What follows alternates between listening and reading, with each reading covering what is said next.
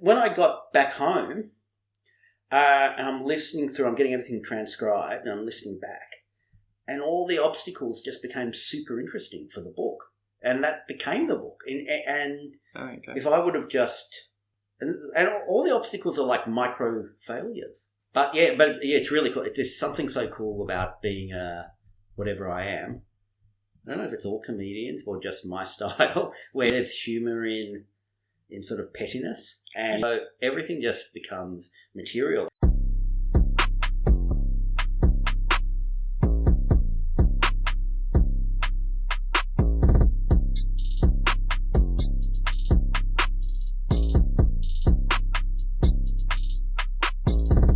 Welcome to the Funny in Failure podcast, a podcast that celebrates failure and shines the light on the emotional side of comedy, with yours truly, Michael Safran. Before we get into things, I just wanted to reiterate the aims of the podcast.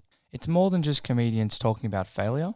It's about raising awareness about certain negative emotions that we all experience. Because chances are, if you're experiencing some hardships, someone else is as well. I genuinely admire people who are able to speak openly about some of their lowest points in life and challenges they've faced in order for us to gain awareness. In other words, about not so funny situations.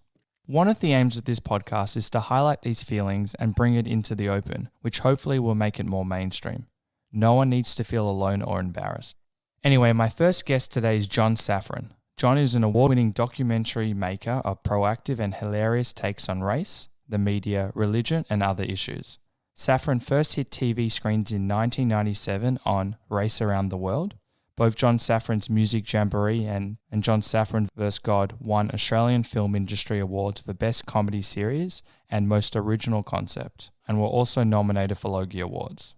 Other shows include John Safran's Race Relations and Speaking in Tongues.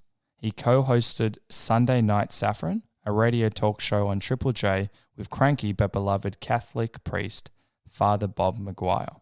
Safran's first book, the award-winning true crime book, Murder in Mississippi, is the true story of how he met a white supremacist and befriended his black killer. And his latest book, Depends What You Mean by Extremist, was shortlisted for General Non-Fiction Book of the Year at the Australian Book Industry Awards. This is where he attends a far-right rally in Melbourne and is led into a mad world of misfits, white nationalists, ISIS supporters, and anarchists. This podcast is absolutely hilarious. He's done the craziest things and is certainly mentally strong and resilient, yet he still feels vulnerable when he puts out his creative content. Thanks for chatting with me today, John. Thank you for inviting me to your office. My first question is a curious one. If you're on Tinder, what would your bio say about you? I really think it's unfair that I just missed Twitter. When I was growing up, my dad used to tell me, he used to be resentful. He said, because he wasn't quite a hippie. He was a bit later on. Yeah. And so he feels like he missed out on all the sex and drugs and rock and roll. So he's kind of bitter about it. And I kind of feel, I just missed the whole Tinder thing.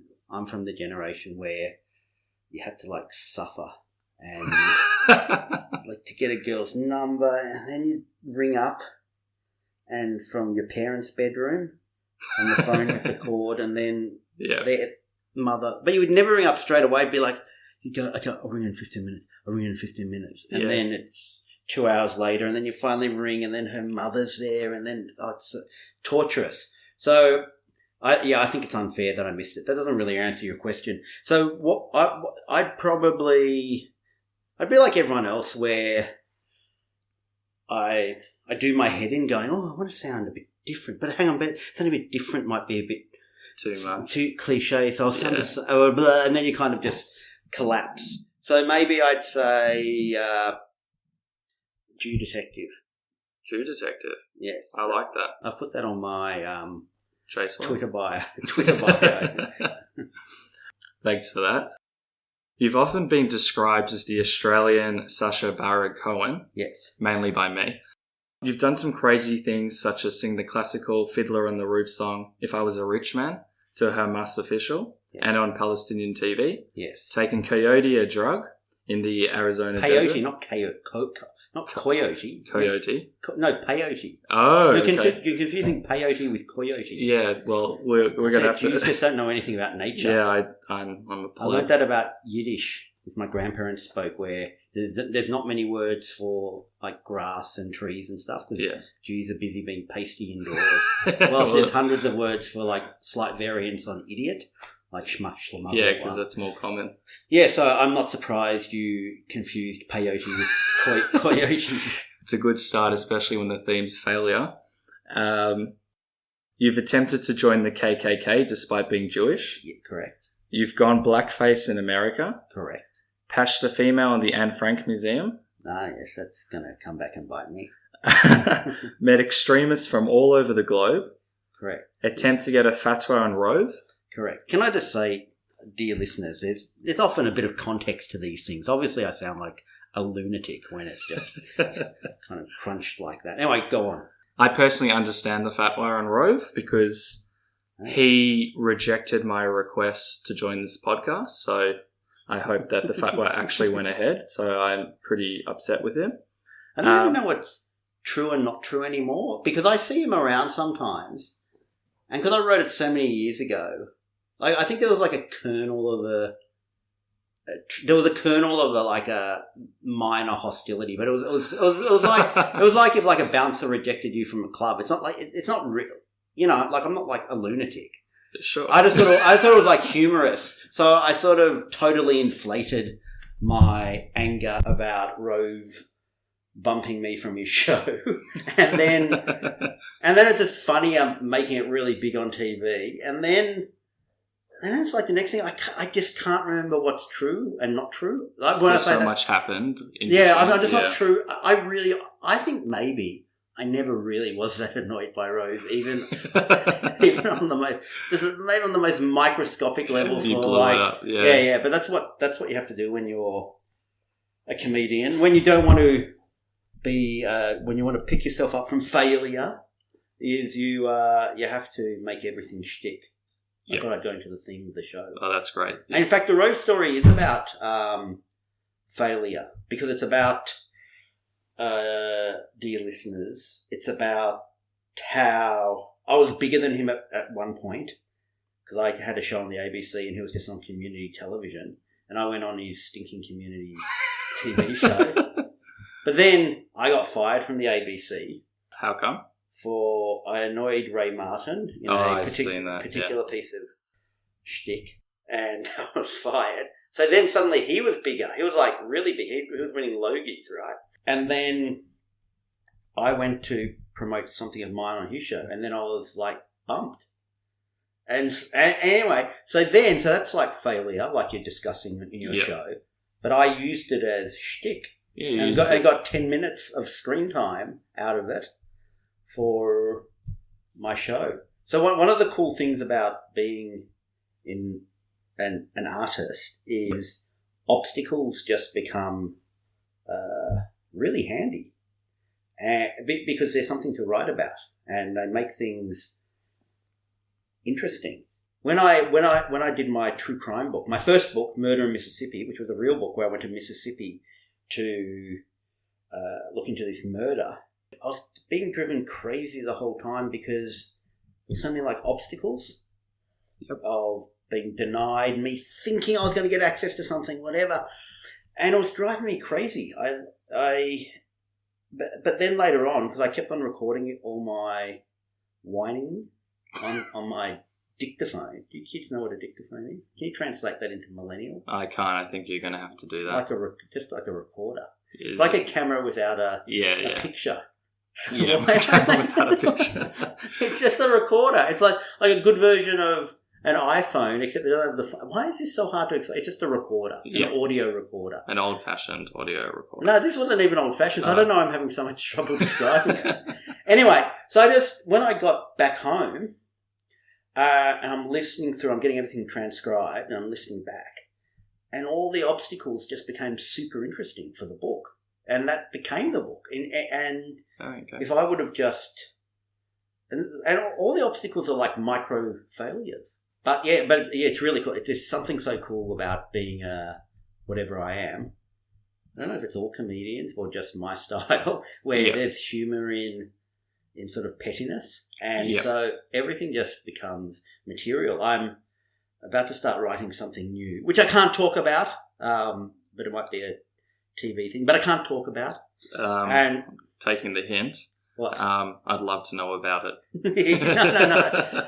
And already several of the ideas percolating in my head kind of bounce off some bitterness about this or that happened to me. And how so? You like throughout your journey? Yeah, just so. Yeah, like the classic example of is everyone just likes drama and little failures and being kind of micro humiliations, like a relative going onto Amazon.com and trashing your book. Like that becomes that's annoying in the moment, and you failed in the moment, but it becomes good material for your next thing. So how do you feel in those moments? Because you mentioned when you were fired by ABC, yes, you can see the lights and you get material out of it, but at the time, how do you kind of, I guess, overcome it?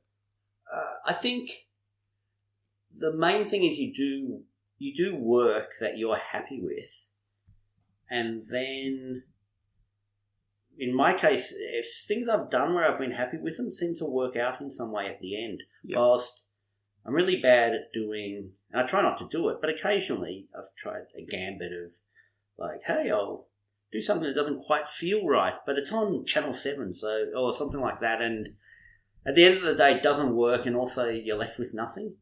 Left with nothing as in material? Or? Yeah, like for instance, I got, like the Ray Martin thing, that never aired.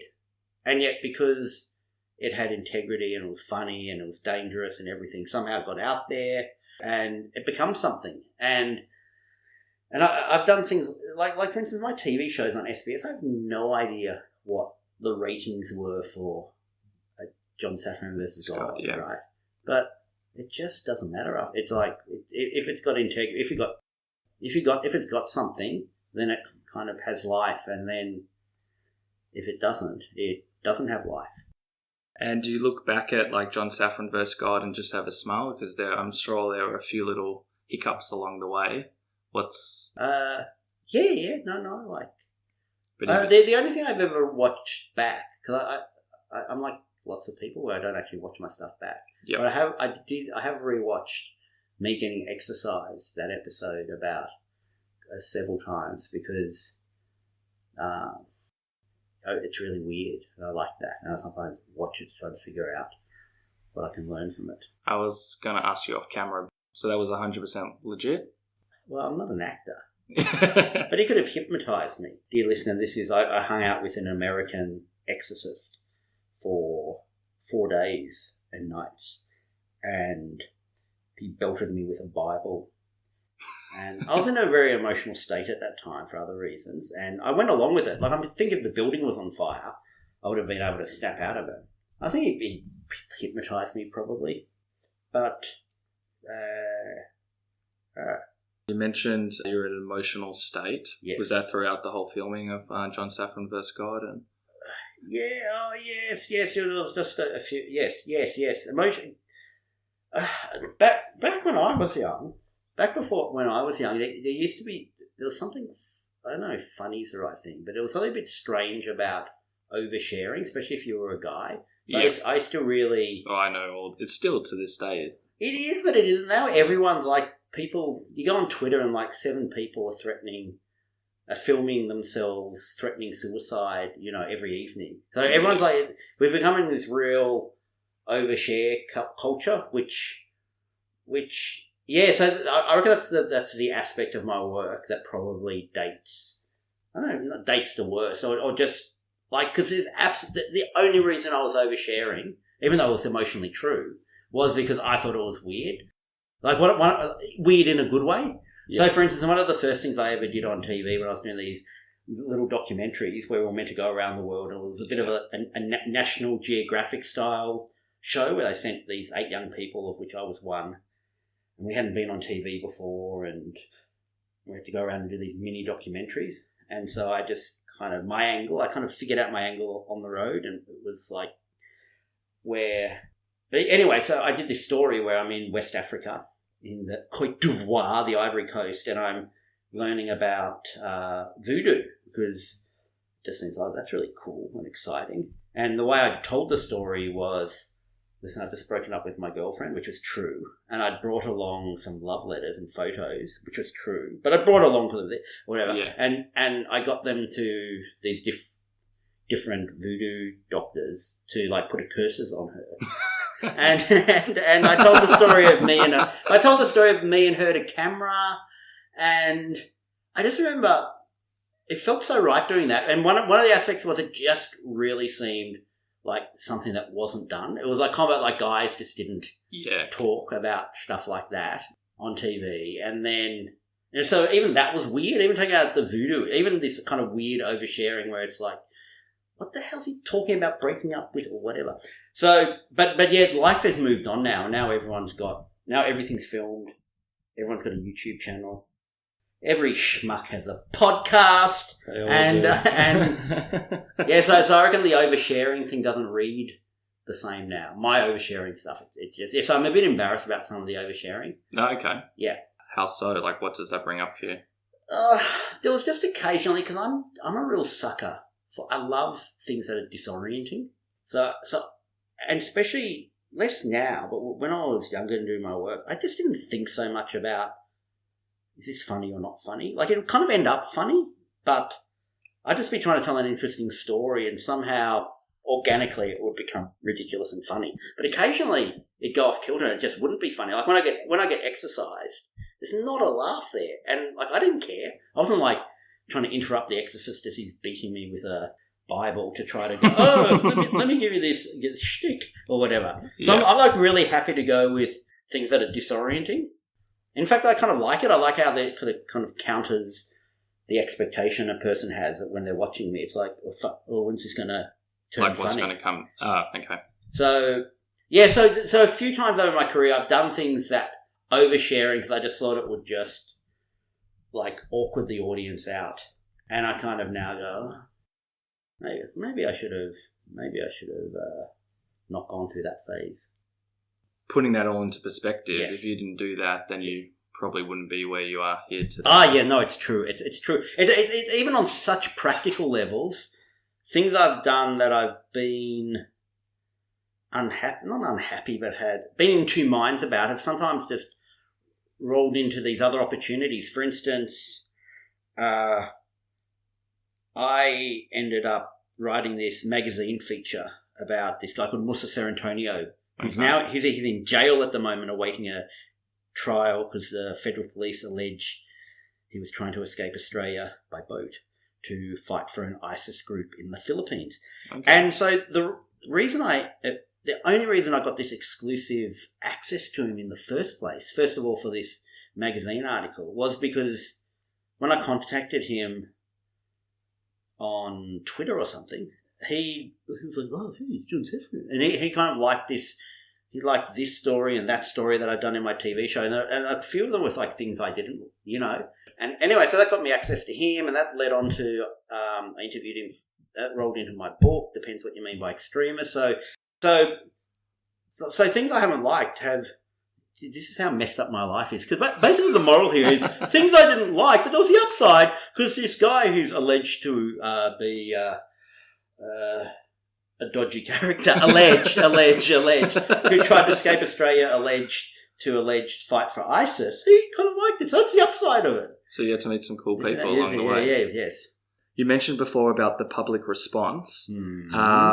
Actually, from the original question, when I was bringing up that you spent a lot of time... I feel like a point of this podcast is because you want to talk about failure, but you have to, like, eggshell around it, you know what I mean? Which is kind of fair enough, because lots of people are just going to get antsy and go, and, like, march out if you're kind of, like, a two on point. No, it's a bit about a story about you, and naturally it just comes up. Okay, sure.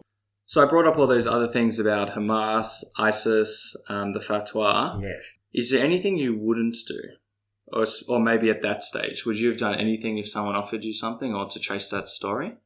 Yeah, but only because I thought there was substance to it. When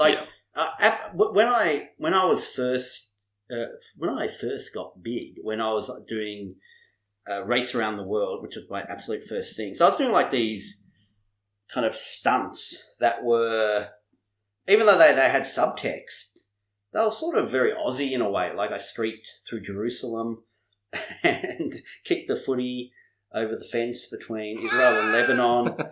Again, the idea behind that was when I was growing up, there was this story, I think it's still in the Jewish community, that St Kilda, they won their only grand final on the same year that the grand final overlapped with Yom Kippur. So the theory was, because St Kilda was so beloved by Jews, and because all Jews were in synagogue that day praying, that's what influenced the outcome of that match. Oh, 100%. So my thing was, I'm going to go back to Israel. I'm going to go and try to influence the outcome of another footy match. I just picked a match that St Kilda was playing.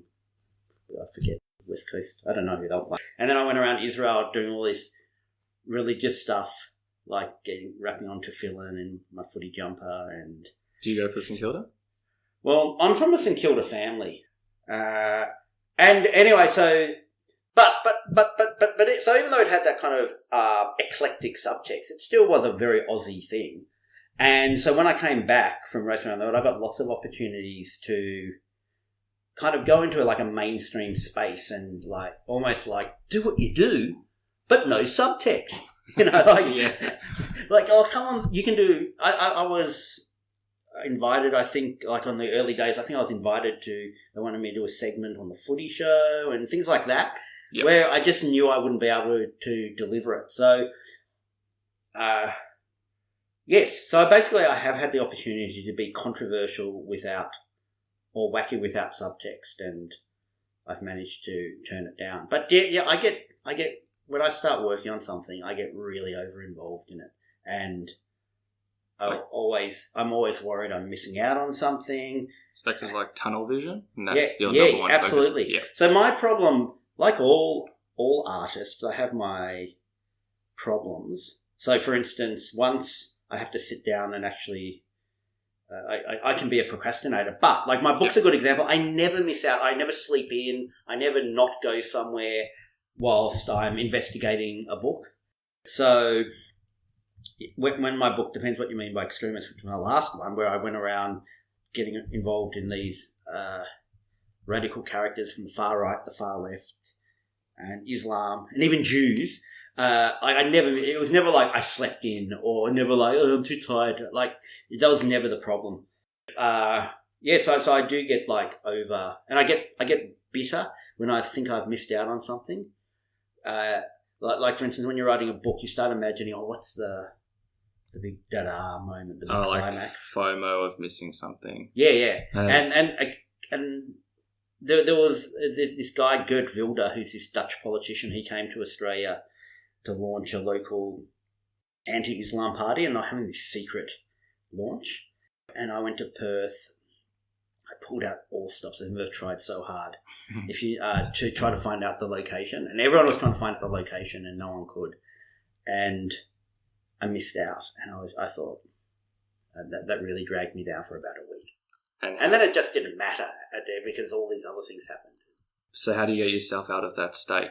Well, in that case, like that's a classic example of an obstacle becomes an opportunity. Is that led to me doing this scene in the book where, so the group was called the Australian Liberty Alliance, so it's the anti-Islam party, and they kicked me back in Perth.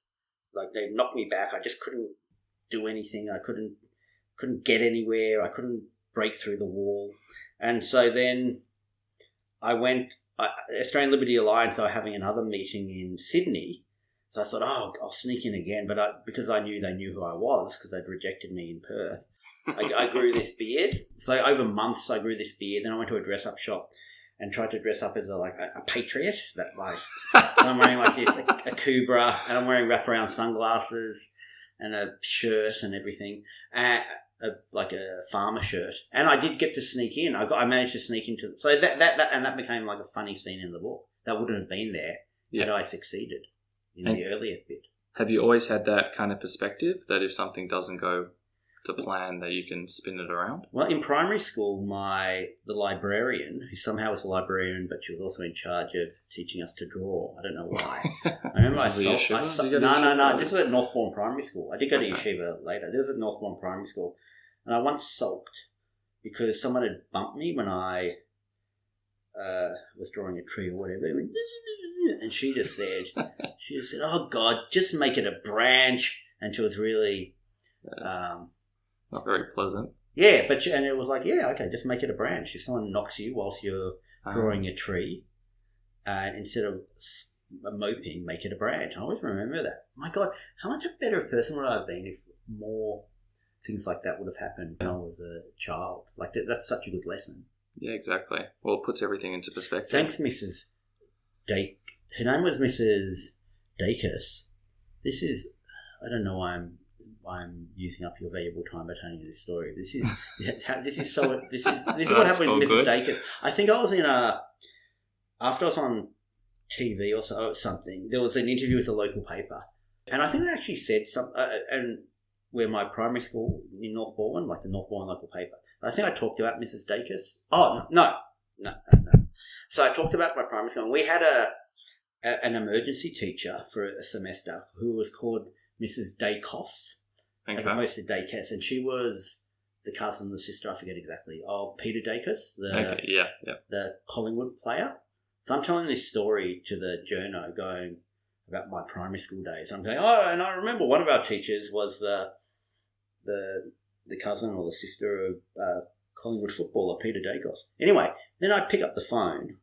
I'm still at my parents' house, living at my parents' house at this point, and it's Mrs. Dacus, not Dacos, but Dacus.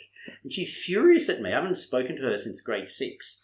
And she's going, "I'm not Peter Dacos's cousin." I said, I didn't say you were, that we had this other a teacher. And she just didn't believe me. And she was both furious about it and also implying I was making but why? Why would I make that up? Yeah, exactly. It's not like this gold story. I'd only rolled it out because I was talking to like the Northbourne community paper. And but anyway, I still love you, Mrs. Dacus, if you're listening, for teaching me that if they bump you, just turn it into a branch. I'm sure she's listening.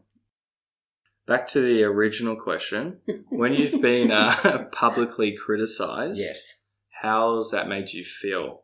Have you had to change or adapt a new approach to your material thinking along your journey? You definitely adapt because it's kind of feedback. So it's less. I do a lot of reading between the lines, yep, rather than taking really bad criticism or good criticism. You kind of read between the lines. So one reading between the lines I've definitely done is that people prefer my work when it's more documentary, but with my wacky perspective, as opposed to, I did this one series, Race Relations, and it kind of veered into almost, I'd say, performance art. And there was this artificial narrative imposed on it. And having said that, some people, and I just really got the impression that people much prefer me doing stuff that's more documentary with my weird take on it, yep, rather than Safran does disorienting performance art. And what feels better out of all those approaches? Do you? I just bounce all around. I really, I like all sorts of things. It's usually what happens is I get exhausted by a medium because after I put takes over your life for a year and a half, morning, noon, and nights, and so for instance, by the end of your book, you've just, and that's 100,000 words and so much research and everything. You're just going, you start romanticising about other mediums and going, wouldn't it be good if I wasn't working in a medium where you needed to write 100,000 words? But then you do a lot of TV and you feel a bit naked and stuff. I've been working on someone else's project, but where I'm writing and it's fiction, and I kind of like that. And so I'd really like to, I'd love to be able to work on my version of Breaking Bad or Better Call Saul or Fargo, where I'm writing fiction and I'm a bit more protected, because you do feel vulnerable. You definitely feel vulnerable. Vulnerable from doing your own stuff? Yeah, you kind of put yourself out there and you just feel very vulnerable. And But because it's sort of I grew up and I was just so immersed in, I guess, culture's the word. I don't know what the hell you call about. Like the thing I just loved was like reading, and even when I was really young, like reading Mad magazine and soaking up that, and then get older and just reading books and getting into films, and like that was my life, as opposed to my life was hiking and rowing. Yep. And so I'm just so grateful. I almost can't believe my luck that my career, my day to day is I'm in that world. So I sort of like I love it so much that I'm willing to. And I understand, because I read when I was young, especially when I was at uni. I just used to read so much, and so I'd read biographies and autobiographies of people, and you just learn that everyone gets belted around a bit, and so you put yourself in that context. And especially people I like, they were all like attacked, and so you just kind of get to put yourself in that context. That's another great way of dealing with. In this case, you're talking about if you have hiccups in your career or whatever, but just in general, is you start, even by reading more widely, you start realizing you're not alone, and so you start putting your bumps into this context where I'm not hard done by. This is just what it is. Like, and you get a lot of calm from that. That's what. But I just say that to people, like if a friend of mine has got some stress or something horrible's happened to them, or some family member, it's like I kind of go, listen, this is like the only thing I can say is that, you're not alone. Like, this street is dotted with people where, and so then that's my way of trying to, calm people.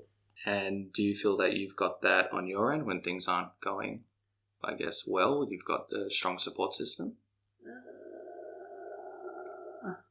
Yeah, it's more that you have your record. So I've got quite a bit of buffer where now that I've done so much, where if you kind of trip up, people are still like, oh yeah, but he did those 2 books. So yeah, but you got to be careful, because you can you can burn up your capital, I guess. I'm in this weird, fortunate position where I'm not good at anything except for what I do. And by that I mean I've got friends that, like for instance, I used to work at this community radio station, Triple R, and there were all these people around there, like DJs, and they went on to do more commercial stuff. And I know them personally, and I know, and they have like different layers to themselves, where they can be alternative and countercultural on community radio, but they can also go on Nova or The Project, and they can and they can do that and be a version of that works in that context. Yep. Whilst I've always tried to try other versions of me, and it just doesn't work. So I'm kind of when I've like tried to be on panel shows where it's like, hey, because I'm just thinking, that would be a nice little kind of extra thing extra feather in my chicken. I was going to say cat, but I thought I'd twist it a little. And I'll be a guy, because then like that'd be good. Like every week, we can have some panel on it, like really cruisy and stuff like that. But I just sort of like bomb and don't know what to say, and also, I think in the case of my work, I think there's 3 points to the triangle, where there's what I'm happy to do, like what I want to do. Then there's what my audience wants, and then there's what does Mr. Moneybags, the person who's going to greenlight it, what do they want? So usually my work is like calibration of those 3 things. So I find it really hard to do something I didn't like, and I just not be good at it. And everyone can. There's something that's so people find it really fascinating when someone's enthused about something. Yeah. So as soon as people just smell bullshit with me, I don't get away with nothing. Like if I was like, everyone's into sports, a sports show, everyone just knows, and you don't get away with it. And then when it's things I am actually obsessed by, people kind of just go along with the journey and they love it. Well, that's exactly right. Like going with the old cliche, my parents always said, like, do what you like and you'll be really good at it, and just follow what you like, and you're saying you're just following yourself and not really following other people, and that's what's made you successful and hopefully happier in the long run. Well, I listened to this comedian, Bill Burr, recently. I'm obsessed with him. Yeah. And he does this thing in the month, as well as his stand-up, like he's a proper comedian and everything, but he does this thing called the Monday he's huge. Morning Podcast. And he has these advice things where, like, usually young men send in asking for his advice, and he's just, he just is ridiculous, but he kind of cares, and you can tell he cares, and you can tell these guys are writing in about some problems, and it's connecting to a problem he had when he was 20, and you just hear that he cares, and it means so much. And then he's obsessed with all this American sport. And I have no idea, I'm just not obsessed with American sport, but it's just funny, and his obsession becomes fascinating and attractive, and then it also becomes part of his character. So his obsession becomes part of why it's interesting to listen to, because it's one part of his character. So, yes. And I remember a few times I've tried to do things about science fiction where I just think, oh, yeah, why not? Whatever.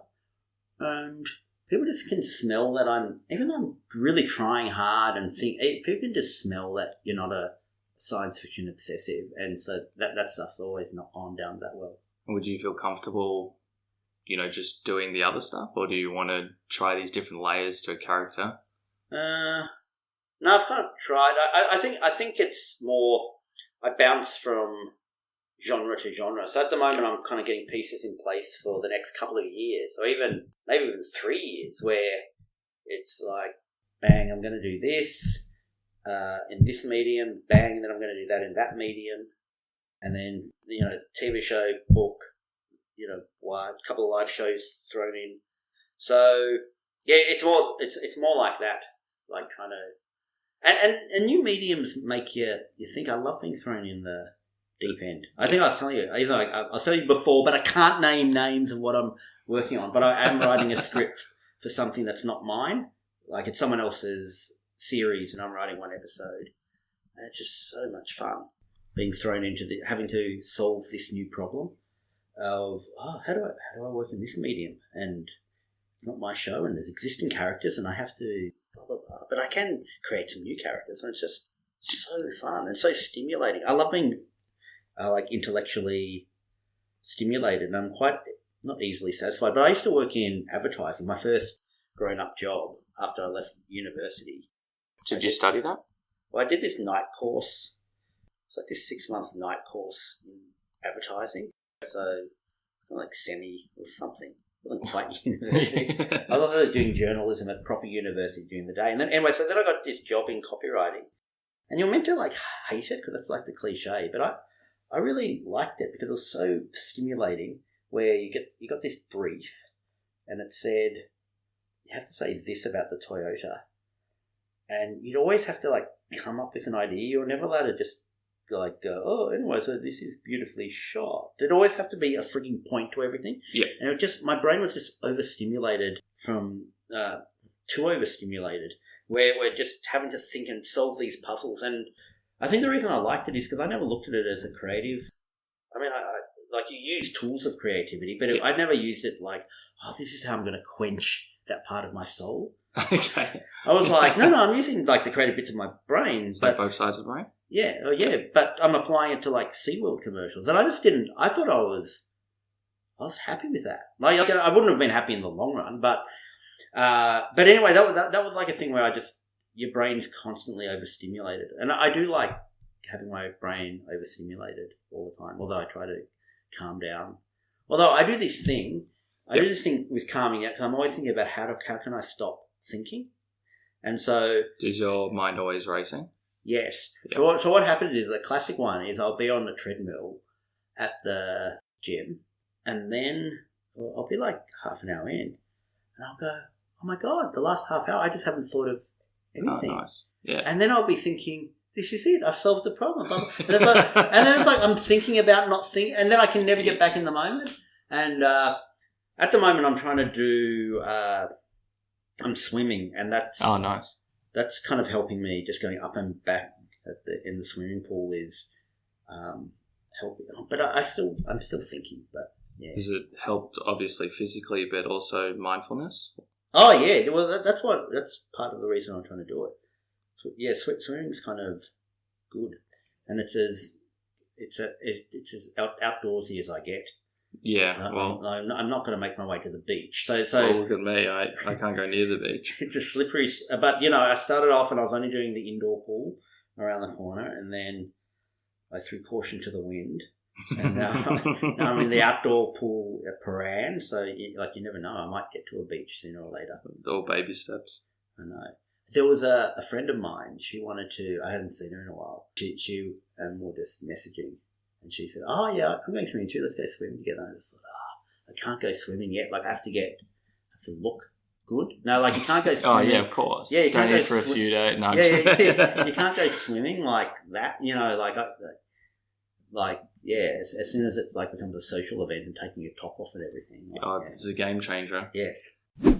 Other artists or creatives have told me, also previous guests, that these are some of the emotions that run through their mind, whether it's lack of confidence, anxiety, shame, loss of courage, embarrassment, fear of failure, to name a few. Yeah. But in some cases, and you've kind of alluded to this, they use these negative emotions to produce better material. Yes. Do you share these experiences? Yeah, I absolutely.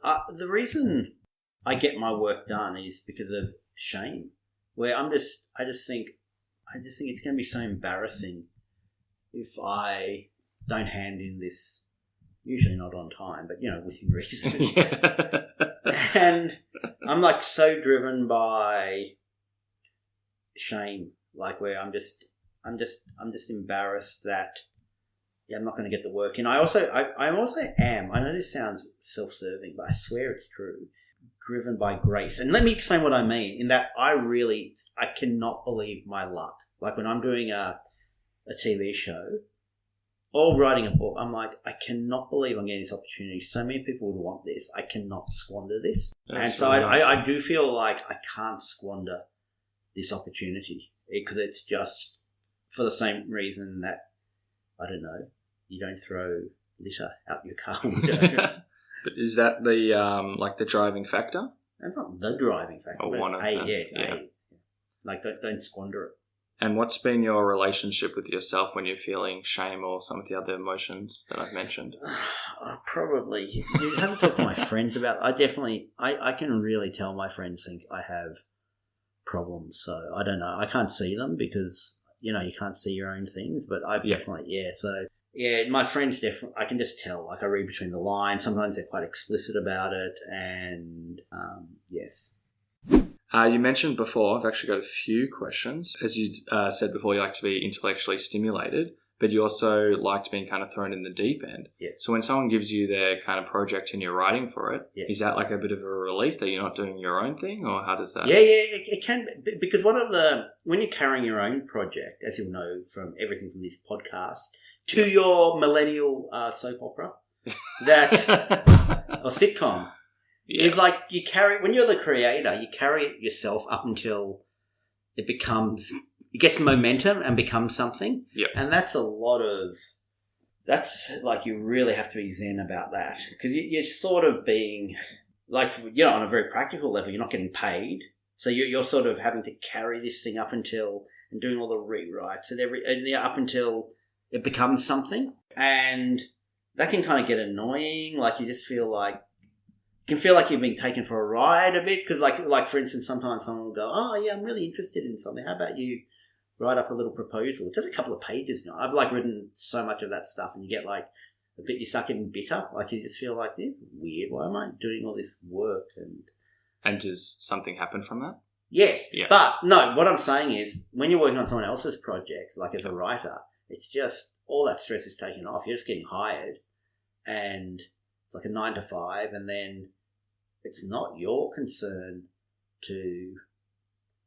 It's it's on them. It's on them to get if they're starting to have a fight with the network and the network wants to delay it or something like that. It's what do you care? You were just there as a gun for hire to write. And so there's a lot of it's good having some less stressful stuff. And also another thing, because I'm talking about, dear listeners, about this. I recently was thrown into a writer's room that you always hear about in American shows, and for this other person's show. And the other thing I really liked is you got to see like how other people thought. And yeah, that'd be very interesting. And you start learning techniques. And also sometimes you just learn that your world is very small and there's just other ways to look at it. Like, I'll give you an example. So in the writer's room, there was some person who was like obsessed with the weather. And so, for instance, where there'd be an idea, like someone says, oh, here this character should be driving, down the road and gets to the girl's house and then he pulls the gun or whatever. And then this one person would go, we're kind of shooting this in June. And, like, there won't be any leaves on the trees there. But, like... I would say something... Like, the example was... There was something... we had something to do. I think it was tied in with a day, like Australia Day or something like that. And he just goes, it won't make any sense. And then it was like... And again, he was obsessed with how the weather played into a scene. And I just thought, this is so great. Like, it would never occur to me to look at it like that. And you get to see what everyone's, like, subconscious fascinations are. Like, you could tell a few people were obsessed with real estate probably because they're paying off a mortgage or they just started off paying off a mortgage. So there was a lot of talk about, like, the buildings that would... he lives here. Oh, we got one of those buildings like from the Sydney North Shore or whatever, and again, I really liked that. It like opened my mind. It reminded me that like there's just other total obsessions besides my obsessions. Well, it's great. All my scenes were about Scrabble and. Well, it puts everything into perspective and it opens your mind to different things. Something you said earlier was about vulnerability and how you've shared a lot. It seems like. Well, based on the other stuff, because you got so much, you got a bit of backlash, did it impact you how people perceived you? Do you care what people think about you?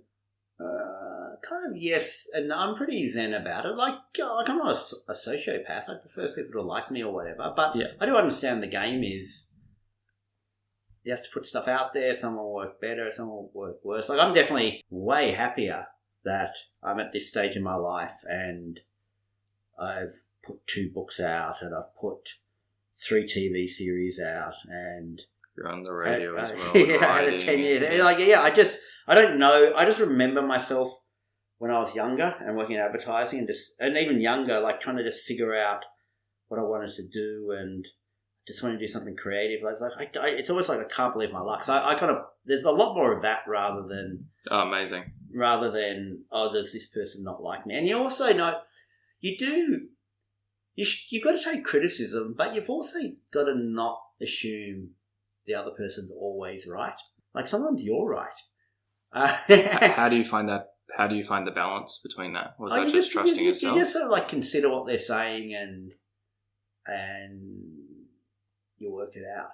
Sometimes I'm furious by feedback. I'll tell you what feedback I'm furious by. Are you familiar with this term gaslighting? No. So there's this term gaslighting. It's based on some old movie called Gaslighting or whatever. And the classic gaslighting example is like when a guy is psychologically abusing his wife or girlfriend in a relationship, like pretending she's mad. Like, what do you think I'm doing something strange? Oh, when the person actually is doing something. Yeah. So they kind of like try to mess with their heads. So I can't stand gaslighting of like, if the criticism's gaslighting, I'll give you the Jewish example. When I did race relations, where there was this through line, this TV show I did, Race Relations, where there was lots of jokes that were bounced off how the Jewish community, they kind of, it gets a bit edgy and awkward, like if you date, and especially if you marry, but even if you date a non-Jew. Yep, definitely. And so I just kind of like did lots of stuff that bounced off that. And anyway, so then there was this, I saw there was this couple of things in the Jewish news where they tried to make out like they didn't quite know what I was getting at. Like it was a bit like, anyway, like playing a blind eye. Anyway, he's got this thing where he's kind of going on about, like trying to, and I'm going, I could not believe the gaslighting. You know exactly what's going on. Yeah, you know, and I was like, I was so furious. I was going, I've been in the Jewish community for like since age 0. And not only that, I've done a bit of an incidental surveillance of different parts of the community. I've been in ultra-Orthodox situations. I've been to every Jewish, whatever. I go, I cannot believe you're trying to I was so furious at that. So I hate that kind of gaslighting. And the one I got from my last book, depends what you mean by extremist, is even though most of it was like focused on these like patriot groups who are often Islamophobic, and I focused on that, and I also had some about Jewish groups, like how they were involved with the Australian Liberty Alliance and they were Islamophobic or whatever. But I also talked about Islamic or Muslim anti-Semitism. Frigging hell, people did not want to hear that. And there was like this weird gaslighting of me, like, oh, what's he? People were really frigging angry. And do you get hate mail or anything? Well, not hate mail. I got... believe me, I'm not backing off. My next project, my next TV thing, I'm going to get revenge on this. Great, I look forward to it. Yeah, I could not believe that, especially because the book was so much having a go at Islamophobia. I just could not believe that. Considering even the things I bring up in my book, like I talk about murders in France, and I talk about, when the terrorists went from Charlie Hebdo to the kosher deli. And I talked about some local things where a local a Melbourne dude who went on to be a suicide bomber in Iraq, and that he'd written this stuff about Jews in his suicide. And so it was all in my book. Not only was it true, it was in my book, and there was a bit of people were shitty about it. I'm going, I just hate that. I hate gaslighting. People can be so biased also in their opinion as well. Yeah, so I don't like gaslighting. What do you mean, John? What do you mean by gaslighting? When you put creative content out there to the public, yes, whether it's been your TV shows, your radio writings, your book, or other endeavours, what type of emotions come to mind, before you're about to air it? I always think everything I'm doing is going to be more mainstream than it is. Oh, so it's not like a deliberate attempt, like with John Safran vs. God, to cross the perceived boundaries? No, I kind of I just think, for instance, when I did my Murder in Mississippi, I was like, oh, everyone loves true crime, biggest section of the bookshop and stuff like that. And it was successful, so I don't even know quite what I'm talking about. But when I did Music Jamboree, I thought, oh, there's lots of colourful outfits and I'm dancing around and stuff. And but I don't know. I'm usually excited when something's about to be released. Great. And that's also another reason why you have to jump from genre to genre, because keeps you fresh. And also an audience. Like, for instance, if my next thing was a book, maybe an audience would be like, yeah, we've kind of we're surprised. It came out of the blue that suddenly John Safran's writing a true crime book. Okay, fine. And then your second book, I know he's doing stuff about hanging out with these extremists, fine. But then, maybe by the third thing, they're less likely to be surprised. Well, if my next thing's a TV show, we'll be like, oh my God, Safran's doing a TV show again. So that's what I don't know if that answers your question. Yeah, it's great to hear that you're excited. Some of the previous guests have felt quite anxious and nervous. Oh yeah, I definitely now that you mention it, no, I definitely have this remorse, because you reach a point where you can't change things anymore. Yep. I know you millennials would not understand this, because you can just frigging delete everything, edit it up until the last moment. But there's all this technical stuff. It just reaches a point where you cannot touch the tapes. Yep. and there's a month gap between lock off and it going to air, and you spend that whole month just waiting, regretting everything. God, I wish I could change this or that. And same with a book. A book is it just reaches a point where it's on a ship. It's been printed and it's on a ship. So how do you move forward from that, or is it? No, you just, I don't know, hide. Probably. Do you know the one where I really went when hiding was race relations? So I started to get really bad flack before it got released, because there was leaking and it just psyched me out. And I remember this was before Uber. Uber Eats. There was a time before Uber Eats. I remember going to Coles and just buying hundreds of dollars worth of food to stack up my house and not to leave. Not to leave. And I think I've occasionally I could use like a therapy session because I said it was all okay, but now that I'm digging deeper, I've definitely like run away. Was it run away beforehand? Not afterwards. I've gone to New Zealand where I just sort of hide in New Zealand. Like after race relations went to where I just went and hid in New Zealand and had a fun time. Any meaning behind New Zealand or just because it's close? I don't know, it's in close and beautiful and stuff. Very nice. From what you're saying before, do you ever feel the pressure to find the next big project?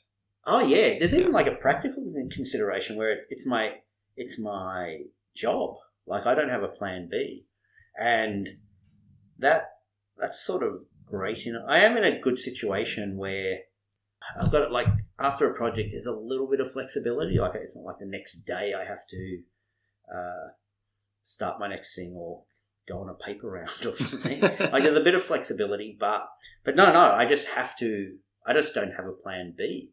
I don't have this other. I'm not like a lawyer or something like that. So, but that really puts, in a good way, it really puts a rocket up you. Does it kind of like ground you moving forward, like to get you moving forward? Yeah, because I just can't bum around for a year and kind of, well, when I feel like it, it's like, holy hell, I need my next job and stuff like that. And how do you get your ideas? Like what makes you, because you said you've tried a few different modalities, if that's the right word, different platforms. I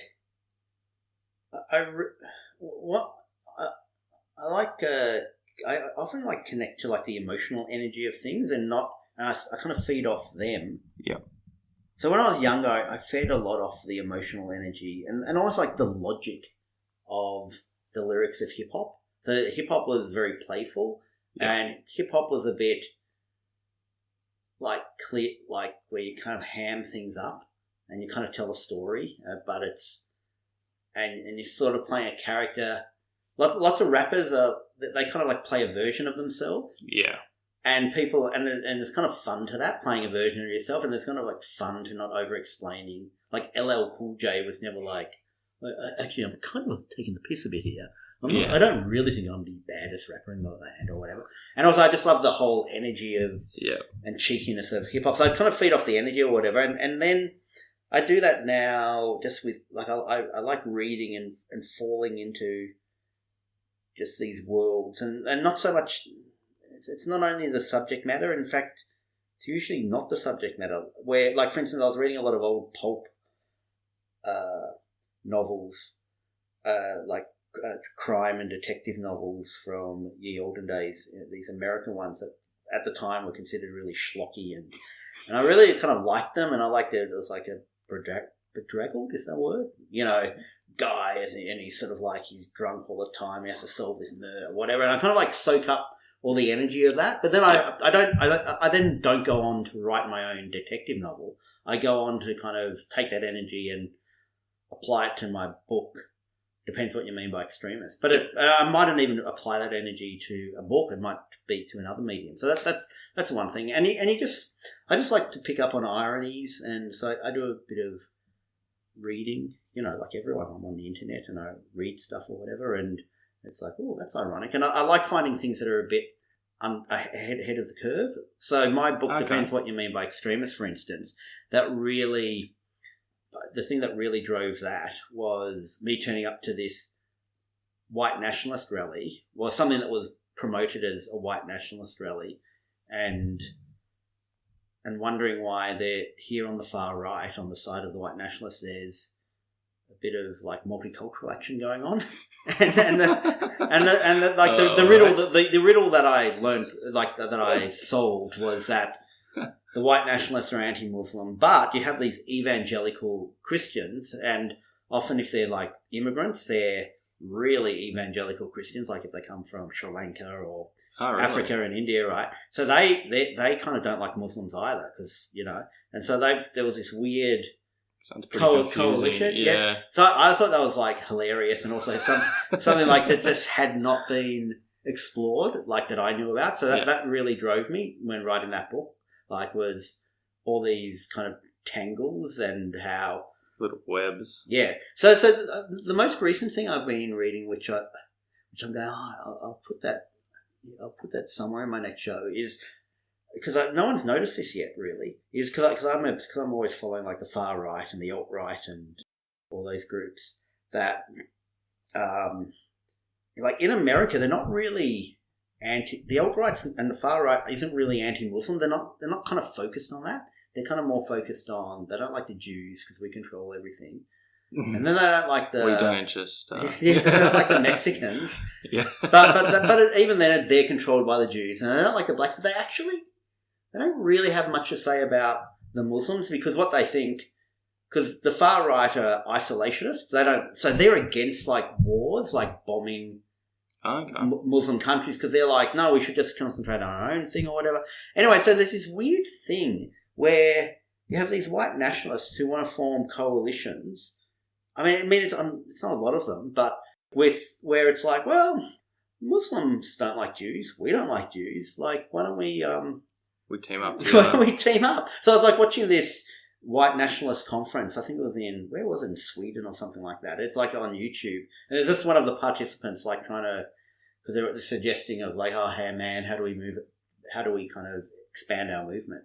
I was like, no one's really addressed that. No one's really looked into that fascinating culture clash of the white supremacists and the Muslims getting together over their shared hatred of Jews or whatever. So it's like that's an example of something where I'm going, people haven't written about that. So yeah, that'll be something I'll look into. So what actually keeps you motivated and creative? I know you mentioned like finding new work, but what actually drives you? Because you could theoretically not do much and just live and go. I guess so. But yeah, as I discussed, like one thing is definitely like it's my job. So there's that. It's my form of income. So that drives me as well as the creative drive. It is also because, there's, I mean, not in a bad way or whatever, but, you know, it is nice. Like you get to have conversations with people and you're kind of like out there in the world and it's kind of fun and, you know, everything's fun. Well, I love that. Yes. Especially in our community, it's be a lawyer or a doctor, blah, blah, blah, blah, blah. But being able to do something creative, yes. Do you think you would have been able to survive the 9-to-5 lifestyle? I just don't know anymore. I don't know. It's hard to tell. Occasionally along my way when I've become obsessed with something, I'm going, oh, maybe I should have been like an anthropologist. Or maybe, or I'll get obsessed with, oh, maybe I should have studied like Yiddish or something. Like I'll just, whatever I'm obsessed about for like that moment, I'm kind of thinking I should have done that. But I didn't. But I probably should have. I should have done, I do feel like I should have had a second bow, which I might still have. I might still get, I can't be like a lecturer at a university. I'm sure you could with everything. Yeah, why can't I do that? I'll see if I can find you a job. Sure. Which environment do you prefer working in? Radio, TV, writing, or it just depends on? I definitely like it. It's so much fun when I'm researching my books because because when you do it like a TV thing, there's such this baggage of like scheduling and so like everything you do, you have to like everything. You can't just like bum around. Like there's schedules and everything's so expensive because you've got like these camera guys and hotel rooms or whatever. So after doing that for a while, it was so much fun, like bumming around with my books, like where I turn up to Mississippi and it's me and a notepad and a dictaphone and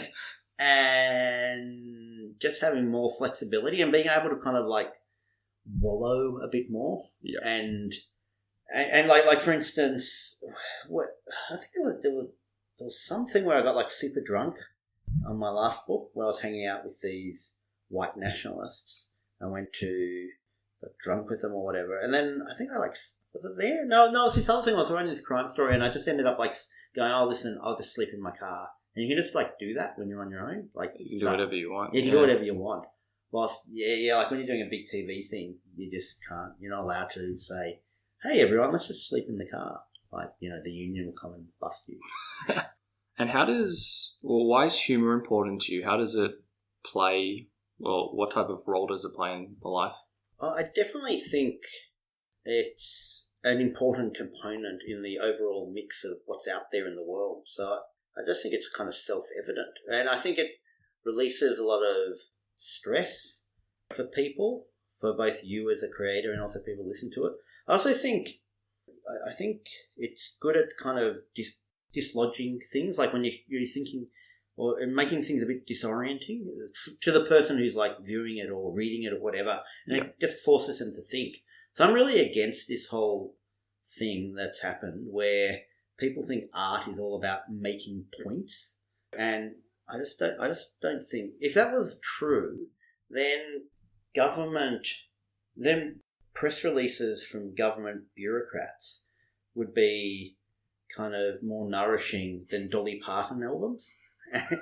It's just not. It's like, I just think like art is about like it like points to things and points to emotions we have, and sort of just.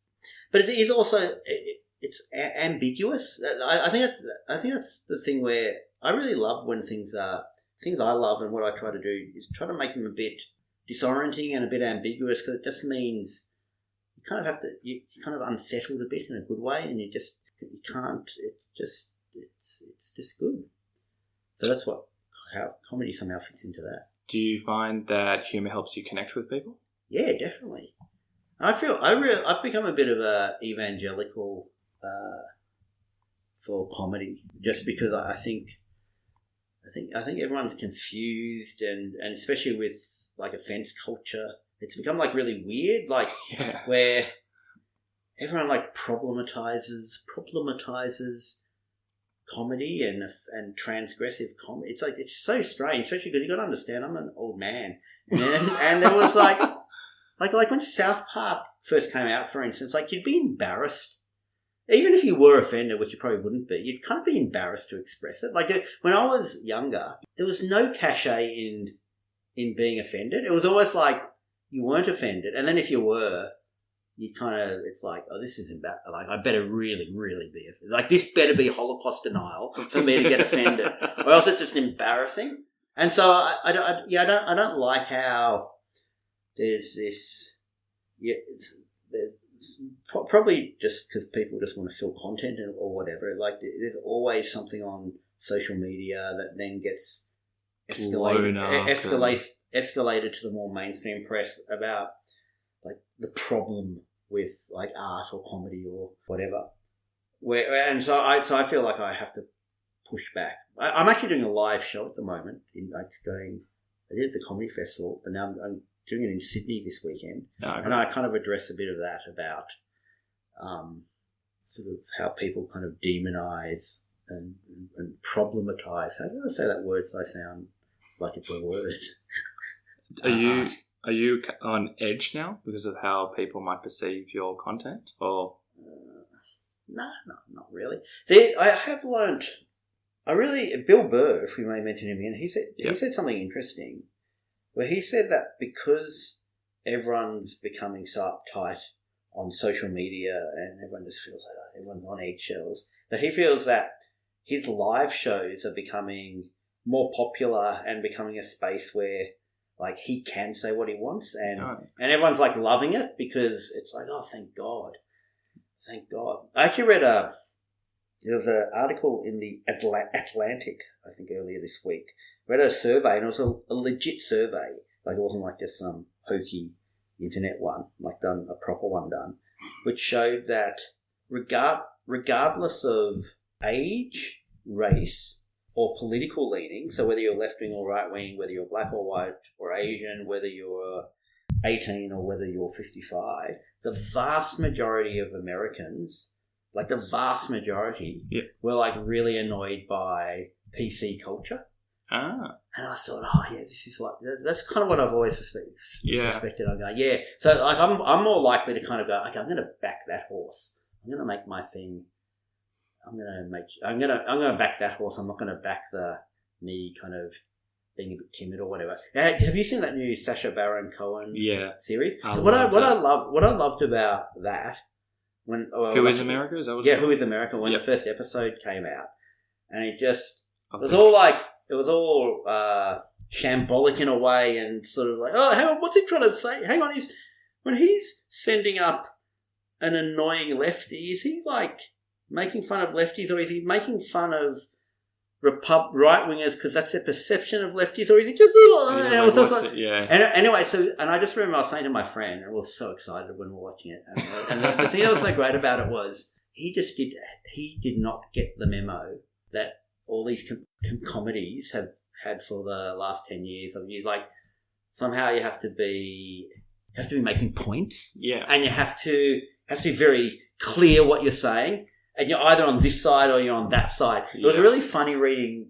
like the press or those like in Vox and stuff where they were trying to pin down, like, what is he trying to say? Yeah, what is he trying to say? And this isn't the time for this, and I just loved how he hadn't got the memo that you're not meant to do comedy like this anymore. Well, it sounds like he doesn't even care. Like his bit with the he gets the guy to play with guns in the school environment. That was like the funniest thing I've ever seen on TV. But just the way he does it is just hilarious. But even like that thing, what's that Israeli character? Run or something. That's like like that. So subversive and kind of, it's sort of like pointing to something and something uncomfortable, but like not.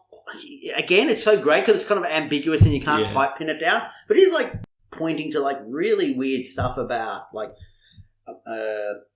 masculinity and Jews and masculinity and sort of, and even like Israel and the Republican Party. It's like all this like weird stuff, but he doesn't quite say it. And I don't think he even quite knows what he's saying. And it's just so powerful and strange and subversive and great.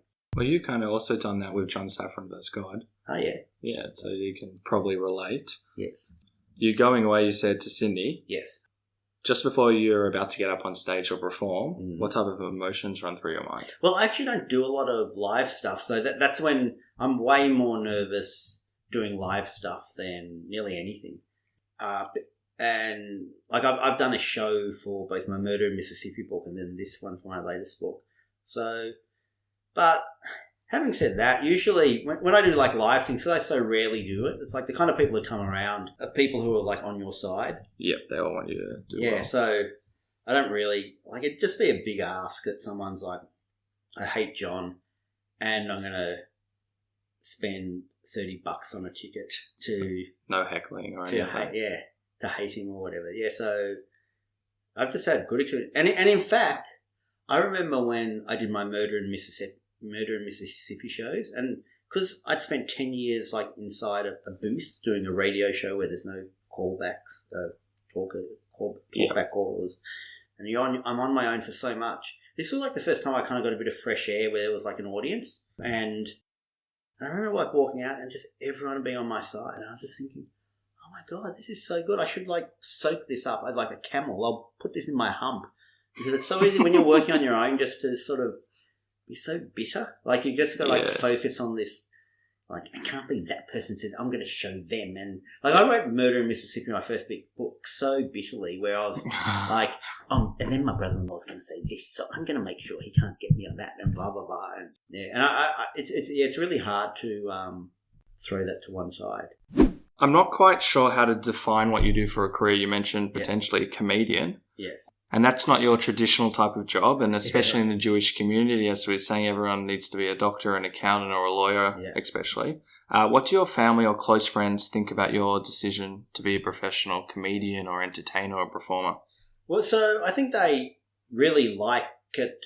Like, they're definitely supportive of, like, oh my God, that's crazy, and that they like some of my stuff or a lot of my stuff, whatever. Yep. But my dad, because he's from an era before us, I think he would like it if it was still an era where the ABC hire full-time people and I've got a job, like a full-time job, rather than like everything's a project by project type thing. You know what I mean? Yeah, so he's just more like a dad who's like, oh my God, just say you don't get your next job, and also quite concerned about that kind of thing. So he's a little more concerned, like on practical levels. But he's my dad's super supportive of my creative work, and he makes that known to me. He's like, oh, he goes, I can't believe it. I can't believe you get to like do books and stuff. So do they understand? Does he understand everything you do, or is he just sometimes he doesn't. I don't think he's read my books though. I think he's listened to the audiobook maybe.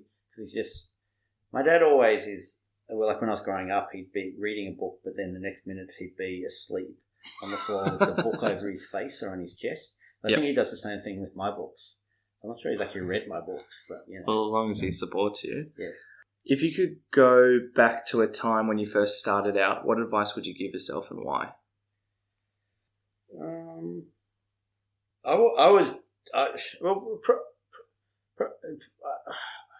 I used to be like really obsessed with like not showing, like remaining a mystery a bit. So, for instance, I didn't even like bloopers. I'd always be fighting with like the people at the TV where they go, "Oh, it's really funny. Like, what are these bloopers where you kind of giggle and screw up?" And I was like, no. I was like, I much prefer, and I think it's because I grew up immersed in like reading about artists and everything where you kind of mess with people's heads. I much preferred being kind of ambiguous and like people thinking I'm a freaking lunatic who has no human qualities.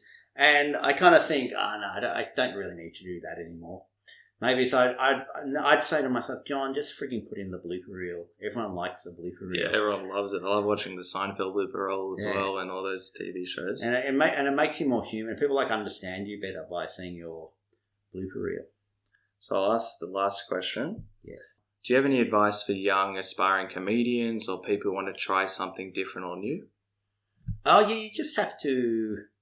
You have to have evidence of what you do. So you can't be kind of just meeting up with people trying to... You have to have something. And now there's like, I don't want to sound cantankerous, like a cantankerous old man. But back when I was young kids, like you'd have to like record stuff and put on tapes, like and then send it off and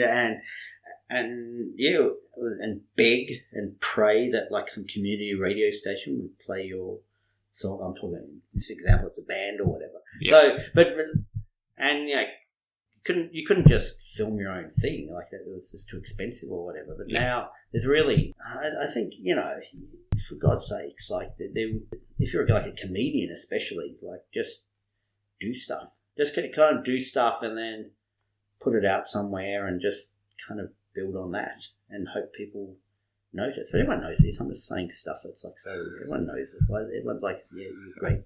Oh, great, John. Like, oh, great. Turn on the computer and... Yeah, but it's nice to hear it from someone who's actually done it. Yes. So you have to, so just do stuff. And stop kind of calling meetings with people where you don't have something to show. Awesome. Thank you so much. Good. Thank you. John is a picture of contradictions. Hilarious, confident, resilient, and yet vulnerable. I really enjoyed his take on how hurdles can lead to success. To quote John, one of the cool things about being an artist is obstacles just become really handy because there's something to write about and makes things interesting. He also goes further and says, you do work with what you're happy with. And in my case, if things aren't done where I've been happy with them, they seem to work out in the end. But occasionally I've tried a gambit of things that didn't feel quite right, but it's on Channel 7 or something like that. But in the end of the day, it doesn't work and you're left with nothing. But as we can see, John is always finding new material and keeps on presenting in that unusual and individual way of his that we all love. If you'd like to keep up to date with the latest Funny in Failure news, we're on Instagram and Facebook under the name Funny in Failure. Thank you for listening to the Funny in Failure podcast, exploring the deeper side of comedy.